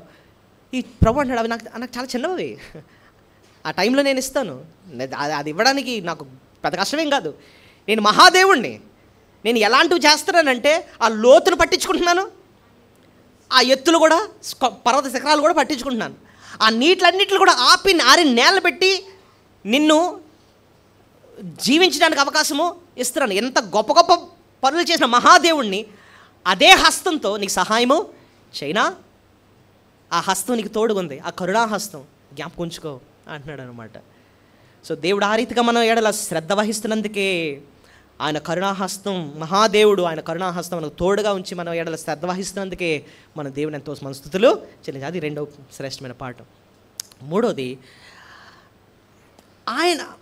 ఆ దేవుడు ఆయనకి మనకి ఒక వ్యక్తిగత సహవాసం ఇచ్చాడు. అది ఎక్కడ రాస్తుంది ఏంటంటే ఆయన మన దేవుడు అన్న మాట ఉంటుంది. 6వ వచనం, ఆయన మన దేవుడు, మనము ఆయన పాలించు ప్రయోజనం అదంతా మనం చూద్దాం. ఆయన మన దేవుడు. ఆ మన అన్న మాట గురించి ఆలోచిద్దాం. మన అంటే ఏంటి చెప్పండి? మామూలుగా మనకు తెలిసి మన ఇల్లండి అంటాం. అంటే అర్థం ఏంటి? ఆ ఇల్లుకి మనకి ఒక సంబంధం ఉంది. మనదండి, మన కారండి, మనోడండి అంటాం. ఈ మన అన్న మాటకు అర్థం ఏంటి? మనకి ఆ వ్యక్తికి ఏముంది? ఒక సంబంధం ఉంది. ఇక్కడ భక్తుడు అన్నాడు ఆయన మన దేవుడు. అంటే ఆ మన అన్న మాట దేవునికి మనకి ఏముంది? ఒక వ్యక్తిగత సంబంధాన్ని జ్ఞాపకం చేస్తుంది. ఏమంటే ఆ మన అన్న మాట చాలా విలువైందండి. ఒకానొక టైంలో అది లేదు మనకి. మన పాపాన్ని బట్టి దేవునికి దూరస్థలము. బైబిల్ అన్నాడు శత్రువులం. రోమా 5లో అదే ఉంది. పాపాన్ని, మనం చేసిన పాపం మనల్ని దేవునికి ఎలా చేసిందంట? శత్రువులా చేస్తుంది. దగ్గర రావద్దు అంటున్నాడు అనమాట. ఆయనకి పాపమే, మనం సింపుల్ పాపం ఏముందండి, పాపాలు చేయరేటండి మనుషులు. ఆ పాపమే దేవునికి మనల్ని శత్రుత్వం తీసుకొచ్చింది. మళ్ళీ ఆ పాపం పోతేనే మళ్ళీ దేవునికి మనకి సమాధానం మళ్ళీ వస్తుంది. యేసుప్రభు ఈ లోకానికి వచ్చింది ఆ పాప శిక్ష తీసుకొని మనల్ని క్షమించి మళ్ళీ తిరిగి ఆ అన్యోన్యమైన బంధాన్ని ఇవ్వడానికే యేసయ్య ఈ లోకానికి వచ్చాడు. ప్రభు ఎప్పుడైతే మనల్ని క్షమించాడో దేవునికి మనకి సమాధానం దొరికింది. అందుకోసం అన్న ఆయన మన తండ్రి, పరలోకమందున మా తండ్రి అంటున్నాం. మా అన్న మాట ఎందుకు వచ్చింది అనుకుంటున్నాం? ఆ మాట ప్రభు మనకిచ్చిన క్షమాపణ బట్టి ఆయన తండ్రి అని పిలిచడానికి ఆ భాగ్యము వచ్చింది. పాపం మనల్ని ఆయన తండ్రి అని పిలిచే ఆ భాగ్యాన్ని పోయేటట్టు చేసిందన్నమాట. ప్రభు ఎప్పుడైతే మన కోసం ప్రాణం పెట్టి మనకు క్షమాపణ అనుగ్రహించాడో మళ్ళీ ఆయన తండ్రి అని పిలిచే భాగ్యం మనకు దొరికింది. అయితే పాప క్షమాపణ పొందనోళ్ళు దేవుని తండ్రి అని పిలిచే ఆ భాగ్యం వాళ్ళకి లేదన్నమాట. నా తండ్రి అని చెప్పే భాగ్యం లేదు. ఎవరైతే ప్రభు దగ్గరకు వచ్చి ప్రభు నా పాపాలకు క్షమించండి, నన్ను నీ బిడ్డగా చేర్చుకొని ఆయన, నాకు ఆ పాప జీవితం వద్దు తండ్రి, నాకు నీతో సహవాసం కావాలని ఆయన ఎవరైతే అడుగుతారో వాళ్ళకే ఆయన తండ్రి అని పిలిచే ఆ భాగ్యం ఉంటుంది అనమాట. వాళ్ళ నిజంగా నువ్వు నా దేవుడు, మన దేవుడు అండి అని చెప్పి దేవుడు మన స్తుతులు చెల్లించారు. ఇక్కడ కూడా మీరు గమనించారు, ఆయన మన దేవుడు. నా అన్న మాట ఉపయోగించాలి. ఏమంటున్నాడు? మన ఎందుకన్నాడు? ఈయన ఎవరితో ఉన్నాడు? సంఘంతో ఉన్నాడు, విశ్వాసుల గుంపుతో ఉన్నాడు. కాబట్టి అక్కడ ఒప్పుకుంటున్నాడు ఆయన మన దేవుడు. అక్కడ కూడా మనకు అర్థమవుతుంది, కలిసి కూడా దేవుని మనం ఏం చేయాలి? ఆరాధించాలి. వ్యక్తిగతంగా నువ్వు ఆరాధించుకుంటావు, ఇంట్లో కూర్చొని ఆరాధించావు కాదు. ఆయన మన దేవుడు అని ఎప్పుడు అనగలిగామంటే తోటి విశ్వాసులతో కలిసినప్పుడే ఆయన మన దేవుడు అని అనగలం. సో ఆ పదమే చెప్తుంది. అందుకోసం ఆదివారం మనం విశ్వాసులందరం కలుస్తాం, ఆన్లైన్లోనో లేకపోతే ఫిజికల్గానో కలిసి మనం దేవుని ఏం చేస్తాం? మనం ఆరాధిస్తాం, స్తుతులు చెల్లిస్తూ ఉంటాం. ఆయన మన దేవుడు అండి, మనల్ని రక్షించుకోండి, మనల్ని ఒక కుటుంబంగా చేసుకున్నాడండి, మన పాపాలు క్షమించాడండి, ఆయన మనకు తండ్రి అండి. మనందరం కలిసి దేవుడు మన స్తుతులు చెల్లిద్దామని చెప్పి మన దేవుడుగా మనం ఆయన స్తుతులు చెల్లించాలి. బైబిల్లో కూడా మనం అనేక చోట్ల చూస్తాం మనల్ని ఆయన కుటుంబంగా చేసుకున్నాడట, ఆయన రాజ్యంగా మనల్ని చేసుకున్నాడట. ఆయన కాపరి అయితే మనం ఆయనకేంటి? గొర్రెలం అంటండి. ఆయన తండ్రి అయితే మనం ఆయనకేంటి? కుమార్తెలము, బిడ్డలము. ఆయన యజమాని అయితే మనం ఆయనకి దాసులము. ఆయన వరుడైతే మనం ఆయనకి వధువు. ఆయన ద్రాక్షావళి అయితే మనం ఆయనకి దేగలము. అవన్నీ చూస్తే మనము అన్న మాటని నొక్కి చెప్తున్నాయన్నమాట. ఈ పోలికలన్నీ దేవునికి మనకు ఒక వ్యక్తిగత సంబంధం ఇచ్చాడు. యేసుప్రభు నమ్ముకోవడం అంటే అది స్పెషల్ అండి. యేసుప్రభు నమ్ముకోవడం అంటే దేవుణ్ణి వ్యక్తిగతంగా తెలుసుకోవడం. చెప్పండి, వ్యక్తిగతం అన్న మాటకి కొంచెం మీకు అర్థం అవడం చెప్తాను. చూడండి, విరాట్ కోహ్లీ అన్న ఆయన ఉన్నాడు. ఆయన గురించి అందరికీ తెలుసు. ఆయన మంచి క్రికెట్ ఆడతాడండి, నాకు బాగా తెలుసు అండి అన్నాం. అతని గురించి తెలుసు, వ్యక్తిగతంగా తెలీదు. ఆయన తెలుసని ఉదయాన్నే ఇంటికి వెళ్ళిపోయి తలుపు తీసుకుని లోపలికి వాళ్ళ ఇంట్లోకి వెళ్ళిపోతున్నాం అనుకో, ఏమంటాడు?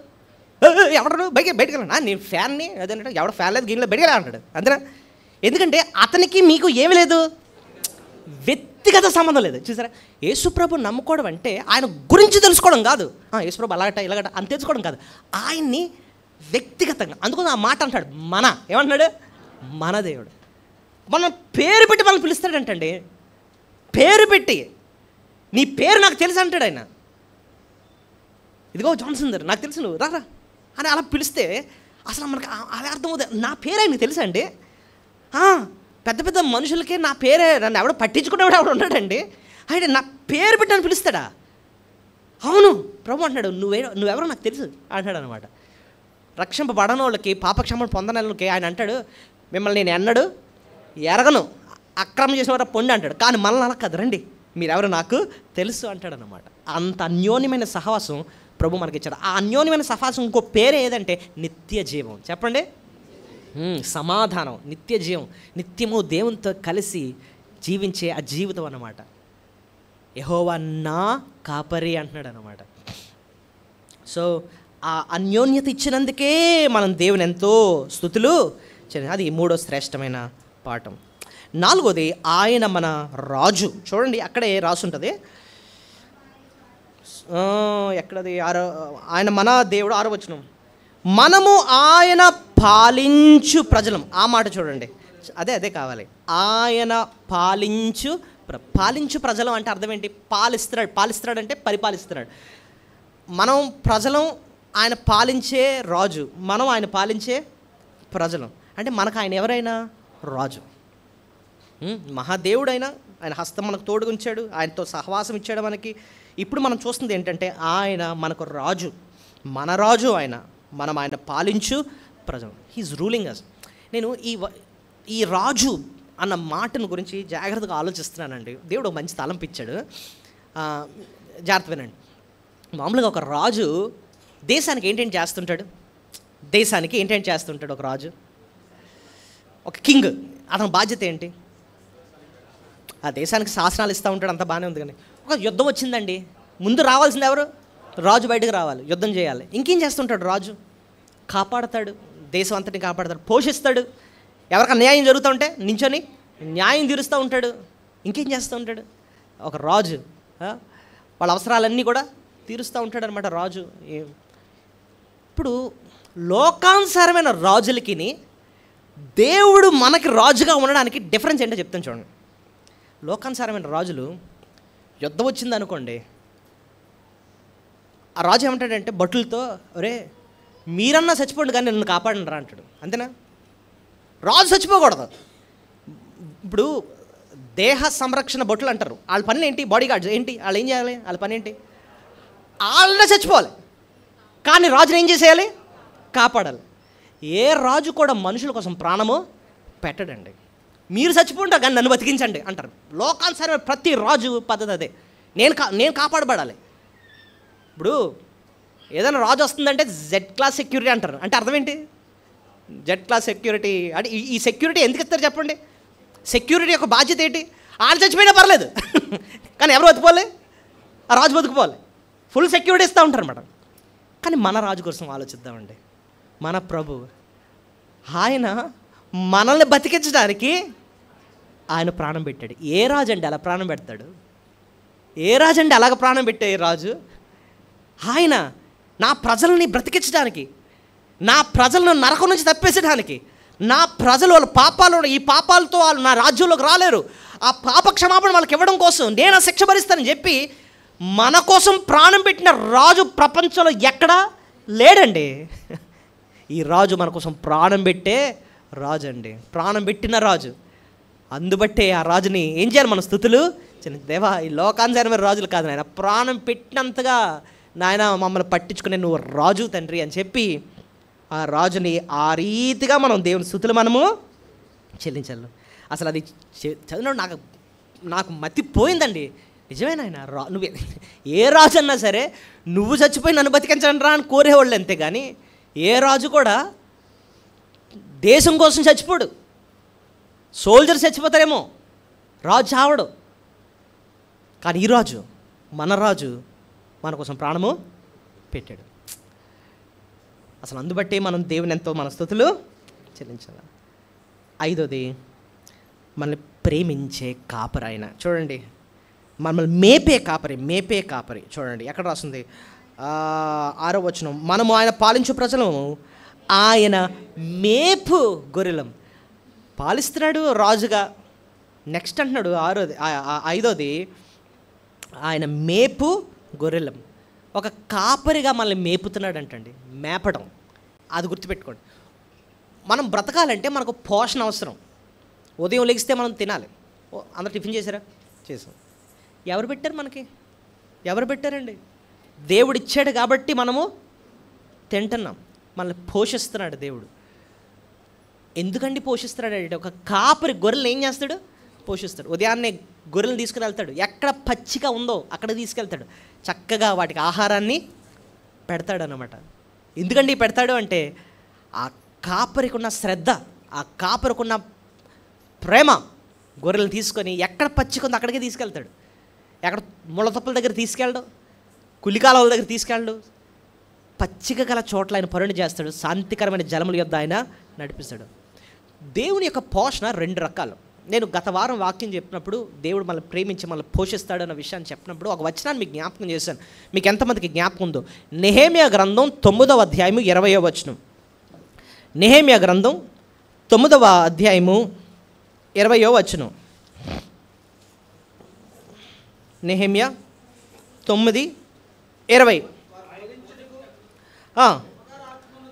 వారికి బోధించుటకు నీ ఉపకారాత్మను దయచేసితివి, నీవిచ్చిన మన్నాను ఇయ్యక మానలేదు, వారి దాహమునకు ఉదకమిచ్చింది. ఈ మాటలు చూడండి, 2 రకాలుగా దేవుడు మనల్ని పోషిస్తాడు. ఈ ఒక్క వచనంలో మనకు అర్థం. వారికి బోధించుటకు నీ ఉపకారాత్మను దయచేసేది.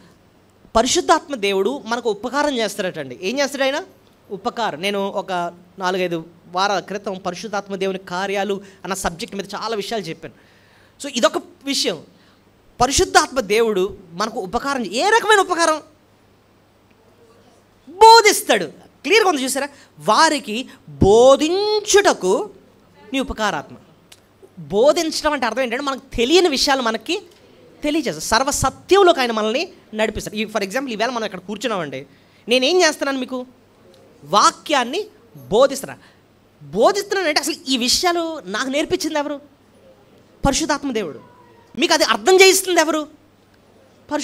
పరిశుద్ధాత్మ దేవుడు ఆ కార్యం చేస్తున్నాడు. కాబట్టే వాక్యంలో ఎంత సత్యం ఉందా అన్న సత్యం మనకి అర్థమవుతుంది, అన్న విషయం మనకి అర్థమవుతుంది. ఆత్మ దేవుడే కానీ మనకు సహాయం చేయకపోతే ఒక్క వచనం కూడా మన బుర్రకెక్కదండి. అసలు ఇది వెరితనంలో కనపడుతుంది మనకి. కానీ ఆత్మదేవుడు ఆయన ఒక ఆథర్ పక్క నుండి ఆయన రాసిన గ్రంథాన్ని మన ముందు పెట్టి, నేనేం రాశానో చూసావా, జాగ్రత్త చదువు, నీకు అర్థం చేయిస్తానని చెప్పి ఒక్కొక్క మాట యొక్క విలువ. ఇప్పుడు చూడండి, కీర్తన 95 పుట్టిన దగ్గర నుంచి బోర్డెన్సార్లు చదువుకుంటూ ఉంటారు. కానీ ఈవేళ మనం చదువుతుంటే మనకు ఫ్రెష్ ఐడియాస్ వస్తాయో లేదండి? ఎక్కడి నుంచి వచ్చేసాయండి ఇవన్నీ? ఎలా వచ్చేస్తాయండి? మన బాగా తెలివితేటలు ఉన్నాయి మనకి? అబ్బే కాదండి, మన సొంత తెలివితేటలతో కాదు ఇవి అర్థం చేసుకోగలం. దేవుడు ఆయన కృప చూపించి సహాయం చేస్తే తప్ప, ఆయన మన కళ్ళు తెరిస్తే తప్ప మనకు ఒక్క మాట కూడా మనకి అర్థం కాదు. సో ఇది చూస్తున్నప్పుడు దేవుని కార్యం మీకు అర్థమైపోవాలి. దేవా, నా గుండెలకు, నా హృదయానికి కావలసిన వాక్యాన్ని, ఆ పోషణ నువ్వు నాకు ఇస్తున్నావు. అందుబట్టి ఆ రకమైన ఉపకారం చేసినందుకే నీకు స్తోత్రాలని చెప్పి దేవుని స్తుతులు చెల్లించాలి. ఇక్కడే మీకు అర్థమైపోతుంది ఆత్మకార్యం ఎలా ఉంటుందో అన్నది అర్థమైపోతుందండి. ఆత్మకార్యం అంటే ఎలా ఉంటుందండి? నీకు తెలియని విషయాన్ని నీకు బోధిస్తాడు, నీకే అర్థమవుతుంది. ఇదా ఇంత సత్యం ఉంది ఇందులో, ఇంత మహాదేవుడు ఈ హస్తాన్ని పెట్టి ఇంతగా పట్టించుకుంటాడు నన్ను అని చెప్పి దేవుని స్తుతులు చెల్లిస్తూ ఉంటాం అన్నమాట. నీకు తెలియని విషయాన్ని, నీ వాక్య సత్యాన్ని బోధిస్తాడు. అది ఒక రకమైన పోషణ. నెక్స్ట్ ఇంకేంటి పోషణ అంటే అక్కడే వచనం 20 వచనం, నీవిచ్చిన మన్నాను ఇయ్యక మానలేదు. నీవిచ్చిన మన్నా ఇయ్యక. మన్నా దేనికి? శరీరానికి ఏ కావాలి?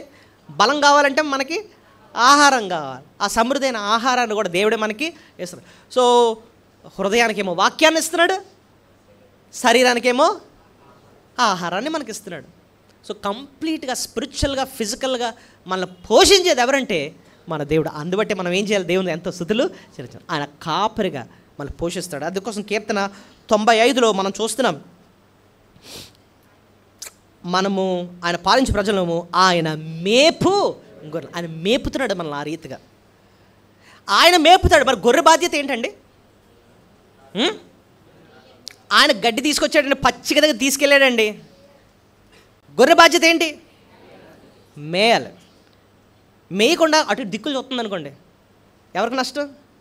గొర్రెకి నష్టం. సో ఇప్పుడు మీరు కూర్చున్నారండి, వాక్యం దేవుడు చెప్పిస్తున్నాడండి, మనం ఏం చేయాలి చెప్పండి?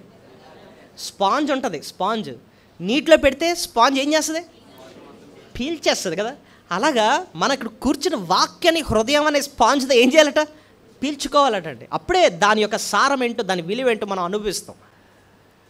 లేదు మనం కూర్చొని ఏదో ఆలోచించుకుంటూ, దిక్కులు చూసుకుంటూ, ఫోన్ చూసుకుంటూ, లేకపోతే ఏదో ఒక వచనం ఏదో బాగుందండి ఈ పాయింట్ అని చెప్పి ఏదో ఒక చూడండి, గొర్రె ఒక ఆకు తింటుంది అనుకోండి, అంత కష్టపడి తీసుకెళ్తే ఒక ఆకు టింక్ తిని బాగుంది అని అంటుంది అనుకోండి, అది ఏమవుద్ది? అది పేరు బలహీనంగా అవుద్ది.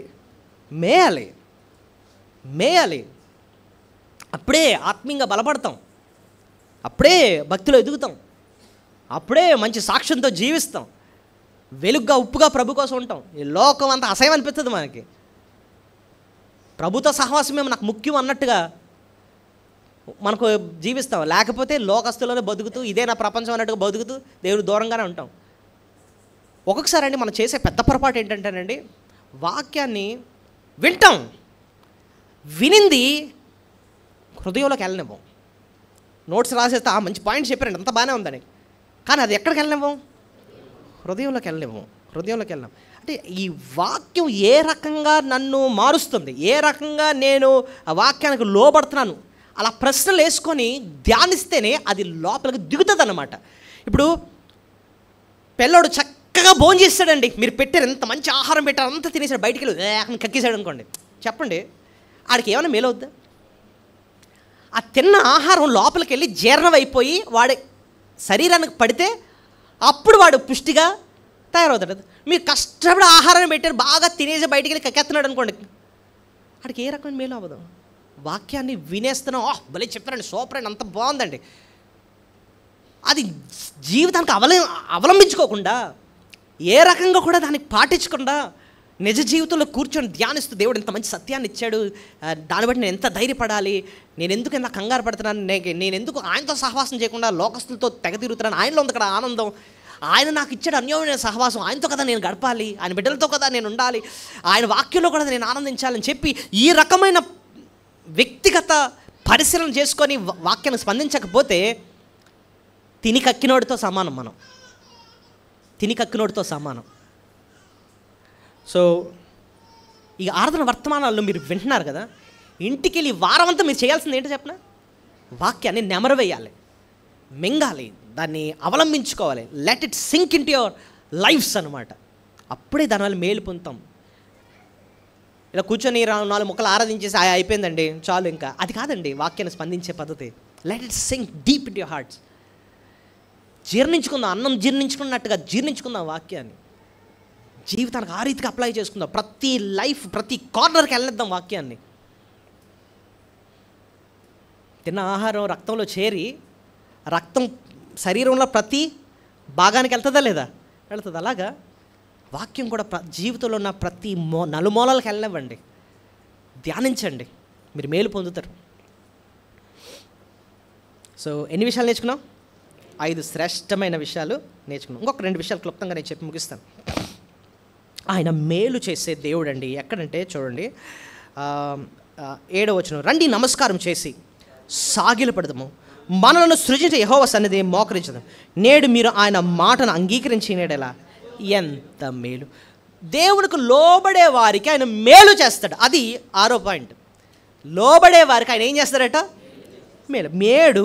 మీరు ఆయన మాట అంగీకరించిన ఎడల ఎంత మేలు. దేవుడు మేలు చెయ్యాలి అంటే ఏం చేయాలి? మాట అంగీకరించడం అంటే అర్థం ఏంటి?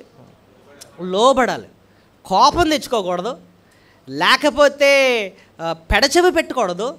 నాకు కాదులే అలాలకు, నాలో మారాల్సింది ఏం లేదండి పెద్ద అనుకోవడం కాదు. ఆయన వాక్యానికి ఇది నా కోసమే చెప్పారు. నేను మనసాక్షి గురించి కొంతకాలం క్రితం చెప్పాను. మనసాక్షి ఎక్కడ ఉంటుందండి? మనలోనే ఉంటుంది. దేవుడు వాక్యం ద్వారా మనతో మాట్లాడుతున్నప్పుడు మనసాక్షి ఏం చేస్తుందంటే, ఇదిగో నీకోసమే చెప్తున్నారు ఆ వాక్యం, నీ జీవితంలో అది ఉంది, నువ్వు మారాలి అని చెప్పి లోపల నుంచి మనస్సాక్షి ఏం చేస్తుందట? ప్రేరేపిస్తూ ఉంటుంది అనమాట. నువ్వు మారాలి, నీకోసమే చెప్పించాడు ఆ వాక్యం. అప్పుడు నువ్వేమంటావు? నేను మంచివాడినే, అది వాళ్ళకి ఇది వీళ్ళకి అని చెప్పి మనసాక్షితో నువ్వు మళ్ళీ పోరాడుతున్నావు. అలాంటప్పుడు మేలు జరగదట. వాక్యాన్ని అంగీకరించడం అంటే ఏంటి? మనసాక్షికి లోబడ్డ, అవును ప్రభువా నాకే చెప్పిస్తున్నా ఆ వాక్యాన్ని, మారాల్సింది ఇంకెవరో కాదు, ఎవరో నేనే. ఇదిగో ఇలా హెచ్చరించావు కాబట్టి, ఇలా గద్దించావు కాబట్టి ఇలాగా సరి చేసుకోవడానికి నేను ఇష్టపడుతున్నాను, నా పద్ధతిని నేనేం చేస్తున్నాను, మార్చుకుంటున్నాను అని చెప్పి మంచి మనసుతో ఎప్పుడైతే నీ మనసును వాక్యం వైపు తిప్పుకుంటావో, ఎప్పుడైతే నీ జీవితాన్ని కరెక్ట్ చేసుకుంటావో, దేవుడు నీ జీవితం ఏం చేస్తాడు? మేలు చేస్తాడు. నువ్వు కరెక్ట్ చేసుకునే వరకు కూడా దేవునికి మేలు చేయడు. నేను ఇంతకుముందు ఒక విషయం చెప్పాను. ఇశ్రాయేల్ ప్రజలు ఐగుప్తు నుంచి కనాను వెళ్ళిపోవాలి అంటే, కనాన్ ఏమో పాలు తేనెలు ప్రవహించు దేశం, అలాంటి దేశంలోకి వెళ్ళడానికి 11 రోజులు చాలు. ఎన్ని రోజులు? టక్కమని వెళ్ళిపోవచ్చు, వాళ్ళు నడుచుకొని 11 రోజులు కళ్ళు మూసుకుంటే వెళ్ళిపోతారనమాట. కానీ వాళ్ళు అక్కడికి వెళ్ళడానికి 40 సంవత్సరాలు పట్టింది. ఎందుకు? అవిధేయత. ఏంటంట? 40 సంవత్సరాలు పట్టిందంటండి అక్కడికి వెళ్ళడానికి. అంత ఆలస్యం, ఆ మేలు పొందడం అంత ఆలస్యం ఎందుకైందండి అంటే, నీ జీవితంలో అవిధేయత ఉంది. నీ జీవితంలో ఏంటి, నా జీవితంలో ఏంటి? ఎంత త్వరగా లోబడితే అంత త్వరగా మేలు పొందుతాం. చెప్పండి, ఎంత త్వరగా లోబడితే అంత త్వరగా మేలు పొందుతాం. నేను లోబడేది ఏమి లేదండి, నేను పర్ఫెక్టే అనుకున్నావు అంటే దేవుడు మేలును కూడా అలాగే ఉంచి పెడతాడు అన్నమాట. అలాగే ఉంచి పెడతాడు. నువ్వు ఆయన వైపు తిరిగే వరకు కూడా ఆ మేలు అలాగే ఉంటాయి, అక్కడ నీకు దగ్గరకు రాదు. దేవుడు అంటున్నాడు ఇక్కడ, చూసారా, నేడు మీరు ఆయన మాట అంగీకరించిన ఎడల. నేడు అంటే ఎప్పుడు లోబడాల్సింది? ఎప్పుడు? రేపు, ఎల్లుండి, వచ్చే సంవత్సరం నుంచి అంటే గ్యారంటీ. ఇది కాదట అంటున్నాడు నేడు. ఆ మాటకు అర్థం ఏంటో తెలుసా? ఇమ్మీడియట్. ప్రభా ఈరోజు నేను తీర్మానం చేస్తున్నాను నాయన, ఈరోజే నిర్ణయం చేసుకుంటున్నాను, నీకు లోబడతాను. నేడు మీరు ఆ మాటను అంగీకరించిన ఎడల ఎంత మేలు. అందుకోసం అంటున్నాను, ఎంత త్వరగా లోబడితే అంత త్వరగా దేవుడు మేలు చేస్తాడు. అయితే మనం దేవుని స్తుతించాల్సింది ఆరోదుగా విధేయత చూపించినందుకు తిరిగి మేలు చేసే దేవుడుగా మనం ఆయన మన స్తుతులు చెల్లించాలి. ఆఖరిగా కోపిస్తూనే వాత్సల్యత చూపించేవాడు. ఆఖరి మాట ఏంటండి?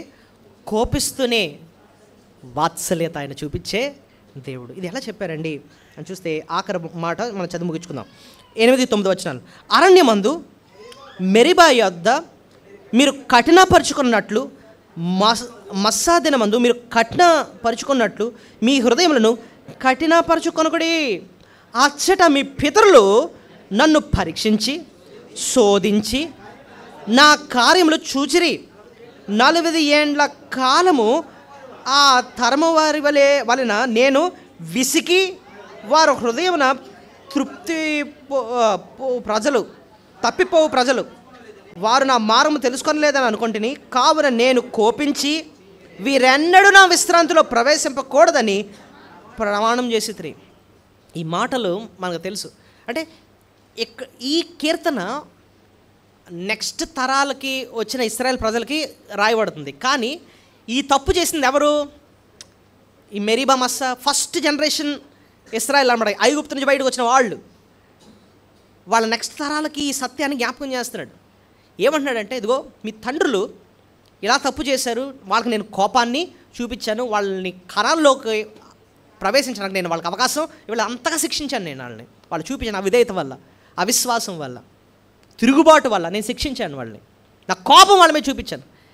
కానీ నేను మీకు ఆ విషయాన్ని ఎందుకు జ్ఞాపకం చేస్తానో తెలుసా?